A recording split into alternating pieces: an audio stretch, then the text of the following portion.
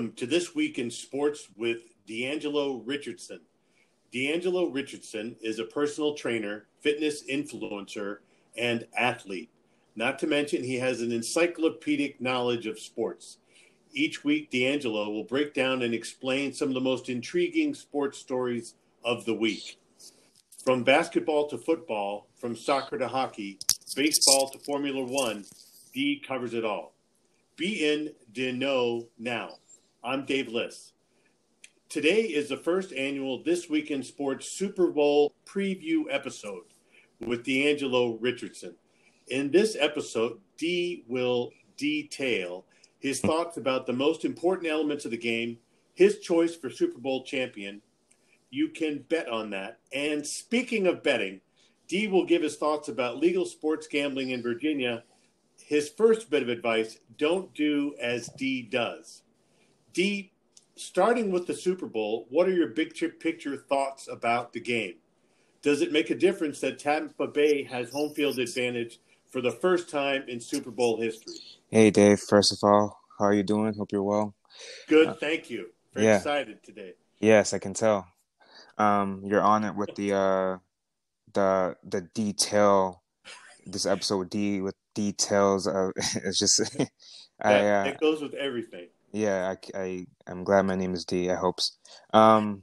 So with the big game, obviously Super Bowl weekend, and first and foremost, man, as a neutral observer, I'm kind of excited for a couple of reasons. For one, and I'll speak in like narrative terms. I won't get too much into like the details of the game itself, because I'm guessing the people who might be listening to this might not know a bunch about football or American football for that matter. So I'll speak in narratives, and this is why I think people who might be casual fans who might check it out should be interested. We got two quarterbacks, Tom Brady of the Tampa Bay Buccaneers. A lot of people might know Tom Brady because he used to play for the Patriots. I'll start with him. He is in his 20th season, 19th playing. He missed 1 year due to injury. In 19 seasons, this guy has been to the Super Bowl 10 times. Wow. And so over half of his career has ended in him playing for a Super Bowl. And then that's 2 times more than anyone else in history. Any position, anything like that. So think about that. 10 Super Bowl appearances, over half of his career spent in the Super Bowl. He is widely regarded as the greatest quarterback ever, just off of accomplishments. And how can you disagree with that? He is, again, got to emphasize, 10th Super Bowl, unheard of. And he has 6 rings, going for a 7th ring, which is already the most in NFL history. He'd just be adding on to that. But I think the most important thing is just to realize where he came from and realize that this guy was an afterthought in college, and then coming out of college, went to the University of Michigan. He split time as quarterback at Michigan. He wasn't even the main starter for most of his time there. He comes out of the draft. He has a horrible combine, and combine is where they kind of test your physical attributes before they draft you. So he was drafted in the 6th round, number 199. Afterthought. The only reason he even played, he got drafted to the Patriots. The only reason he even played when he got drafted to the Patriots because that starting quarterback got hurt at the end, at midway through the season or so. And so they forced Tom Brady to be in there, and then lo and behold, that first year he goes and wins the Super Bowl, and then the story is written from there.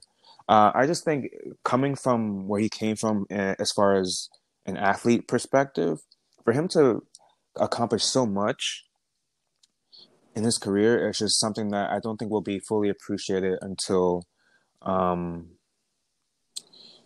he retires. And then we look on the other side of the ball. Patrick Mahomes, this kid is 25 years old. He's already has one Super Bowl MVP. He already has a regular season MVP. And I think it's fair to say that while we say Tom Brady is the greatest quarterback ever because of his accomplishments, I don't think it's too early to say that Patrick Mahomes might be the best quarterback as far as talent and skill goes ever. I don't think it's too early to say that. He has the way he throws the ball. He throws the ball like a baseball player. And if you know anything about how to throw a baseball and comparing to throwing a football, it's 2 completely different motions, completely different angles that you have to throw from. But this kid throws a football like he does a baseball, and so that allows him to like create these weird angles that the normal person can't do. And so I just think aesthetically, just watching it, even if you don't understand, watching him throw the football will be a thing of beauty. And then I think bringing those two things together, that story about Tom Brady and where he's coming from, how he's been in 10 Super Bowls, and Patrick Mahomes might be the greatest quarterback physically we've ever seen, I think Mm. makes a great story.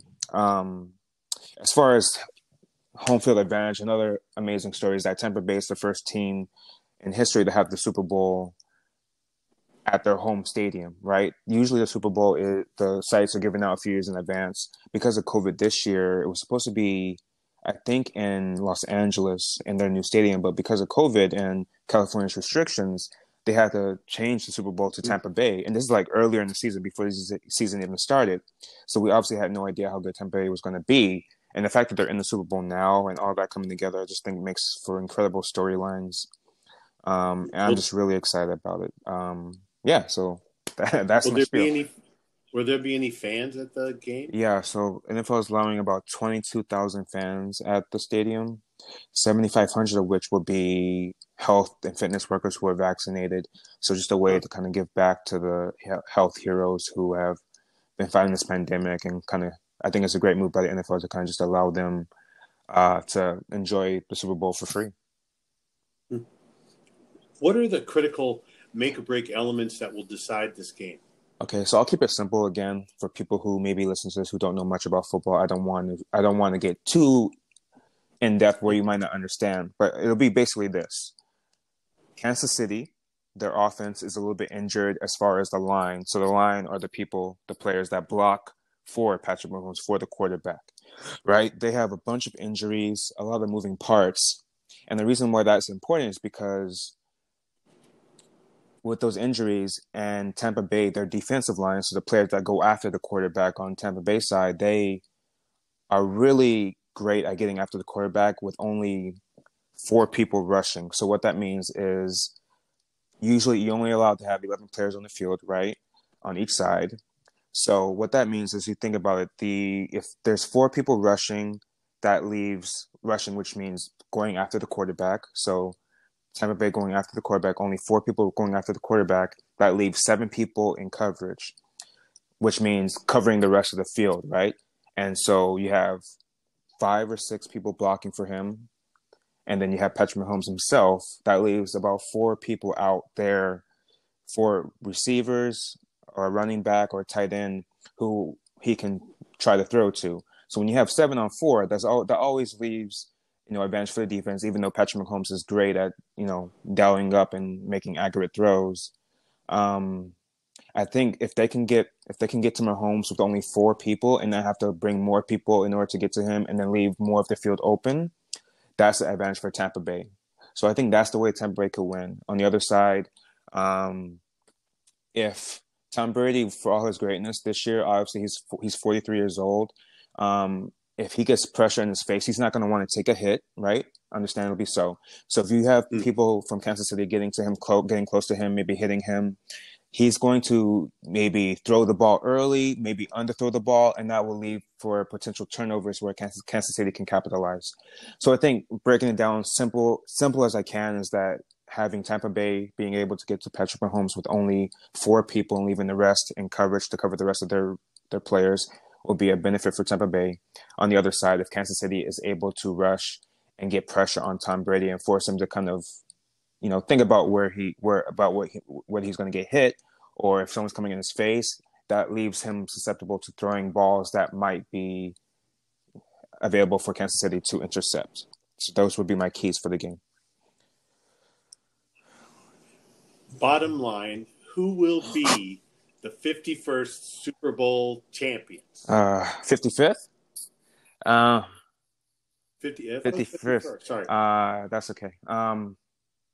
So this is I hate picking games. So I'm gonna say this. I think it's hard to. I haven't seen Kansas City lose a meaningful game, in like 2 years. They've only lost one game, and that game was when they didn't play their starters. So off that alone, it's hard to say Kansas City won't win, but I'm a sucker for fairy tales. I'm a sucker for like great stories. I think the fact that Tom Brady, and in his first year after leaving the New England Patriots, where he's been for 20 years, going to a new team in his first year, taking them not only to the Super Bowl but to win it, I think it's just an amazing story. For that reason alone, I'm going to go with the Tampa Bay Buccaneers to be your Super Bowl champions. You heard it Yep, here. name is bond. My word is bond. So next time we'll talk, we'll come back and see how that all turned out. Big picture, the American Gaming Association estimates that 7.2 million people will place online wagers for the Super Bowl, and that will generate $4.3 billion in bets. What is important to understand about sports gambling and sports gambling in the Super Bowl? That said, Kansas City is favored by 3 over Tampa Bay. I think what's important to understand is that sports betting is just all luck. There's not really any skill to it. You can do all the research you can, but these are, they're human beings. They're not robots. So everything you predict, everything that, according to the numbers, things you can predict are not always going to happen. You can predict trends, and most of the time they might go that way, but it's not a wise. It's not a great investment in the long term. It might help you in the short term, but in the long term, it's just too much luck involved in sports. With that said, I think it's good to do if you're smart about it. But I think with the Super Bowl, there's so many bets. Like there's going to be like bets on heads or tails. So like at the beginning of a game, before to determine who gets the ball, you'll have the referee flip a coin, either heads or tails. Whoever calls the correct side gets the ball first, or can choose to get the ball first, or to kick it away and get the ball to start the second half. And you have little things like that, like who's the first person to catch a touchdown, who's the first person to kick a field goal, who's the first person to do this or that. And so there's so many, like the Super Bowl is known for so many crazy bets. How long the freaking national anthem is going to be, that's a bet. You can place a bet on that. Yeah, for how long? Because singers can either be really quick, or they can take forever and hold on to notes forever. And you got anthem that goes for like 3 minutes. So like you can bet on like almost every single thing that happens in the Super Bowl. That's how crazy it is. Mm-hmm. That's amazing. Should sports betting or sports gambling be legal in Virginia? I think it is. I mean, now, whether you think so or not, it is. I think you're noticing a trend across the United States that gambling, sports betting is becoming more legalized. And I think for good reason. I think it's good that it's legalized. I think the issue at first was just because of, you don't leaving it open, given the opportunity for like players or referees or coaches to bet on their own games, led to some people being wary of allowing it to be legalized in that way, just to avoid, corruption in that regard. But they came up with rules against that and restrictions and all that kind of stuff. So for it to be allowed to the general public, I think is really good, and I think it's fun. It can be dangerous, but I think it's fun. And so this question is coming up because I believe it was 2 or 3 weeks ago. Virginia legalized sports betting just in time for the conference championships in football and now the Super Bowl. And so you see a big uptick in Virginia as far as people betting on different kinds of sports. Do you personally bet on sports? How do you gamble? And should people not use you as an example? So I'm going to say this. Do as I say, not as I do. Okay? I absolutely took advantage of this. So I have this app called FanDuel, where you can bet on sports games. If you're in Virginia, you have to be in Virginia to bet in it. So if I was to cross over into DC, it wouldn't allow me to bet. So you have to be within the state lines of Virginia. So what I did is I was like, you know what? Let me try it out. I've never bet on sports before. Not something I care to do. I felt like it was something I had to do if I was like in Vegas or something like that, and I didn't have the energy for that. But now that it's like at my phone, I can just catch it on my phone. I am a nut job with this. Like, I'm addicted to it, I think, because I'm betting on like random college games at like 12 o'clock in the afternoon on the weekdays between. I mean, should we be I worried think I'm about okay. you So kind here's of what I thing, do. or I take easy wins. So like if it's like a really good team, especially I'll do this with college basketball because it's a little bit easier to like dissect who's good and bad. So if I have a really good college team playing a really bad college team, and let's say the really good college team is bet to win by 7 points, I'll take that bet. I won't bet a bunch. So I'll wager like $10, right?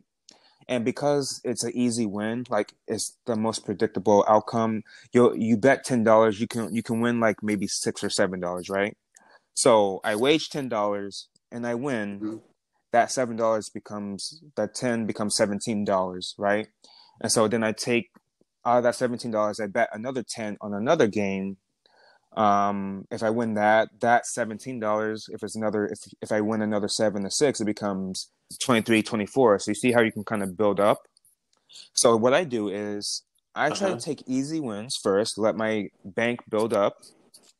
As I build that up, I'll take a flyer on a game here or there where it's not so easy to predict and where the outcome, if you win, is a little bit greater, right? So if I bet $10 on this out of reach prediction, I can maybe get 20 or 30 out of it, right? And so here's what I do to kind of help control myself. Uh-huh. If I win that, if I get over like $100 or so, I'll take about 70 or 80% of that. I'll put it back into my bank account so that I can't wager too much. So I'm always only wagering about no more than like $20 or something because it's so unpredictable, so much luck that you can lose. I've lost more than I've won, but Yeah. the dangerous part here is that even though I'm trying to protect myself by putting it back into my account and not touching it, I find myself whenever I lose something, I get so mad that I want to make it up. So I'll wager again until I get a win, and I keep losing. So I've had like 2 and 3 and 4 losing streaks, and then I finally get another one, and I build back Uh-huh. up. So the dangerous part is that if I keep losing, I'm gonna want to keep doing it, and that's how I can waste money. Huh. So with all that said, don't do what I do because this thing is addicting. It's easy to just get enthralled with your phone and just look at Hmm. scores all day and night and barely get any sleep because you're trying to make Yeah. money off of dumb luck in sports. I'm going Uh-huh. crazy and I'm so tired every day Yeah. now because that's all I do. I bet on games in Hawaii, and the Really? Hawaii games don't start till like midnight. So I stay up until 2 o'clock to see how the Hawaii game turned out. That's what I did last night. I really did. I actually won on the Hawaii game, so it's a good Wow. ending. But I say all that to say, if you can control yourself, have fun, but don't be like me because I'm in a bad Uh-huh. place right now. Well, I hope it's not too bad. I mean, I had a friend, and whenever I asked him how he did when he bet on something or gambled or something, he'd say, "Well, I Uh, broke even." So always I breaking hope that even. you Yeah, always I'm trying to always more break than break above even. even. Right now, I'm probably breaking even. With that said, I'm gonna bet on Tampa Bay to win tomorrow. So let's see how that goes for me. I'm gonna do that right after we get off this podcast. That said, That's right. you heard it here first. A story, despite how D may place a bet, a storybook ending for Tom Brady That's right. Make and me the some Tampa money, Tom Bay Brady, please. Buccaneers. As long as you Ed, win, I play a don't good care. game You could throw for the five record books. interceptions. If you win, then you made me money. I'm happy. and and thank you all very much for listening. Please contact Dave at davidmliss@gmail.com to let us know what you'd like to learn about for the latest in sports news and health, fitness,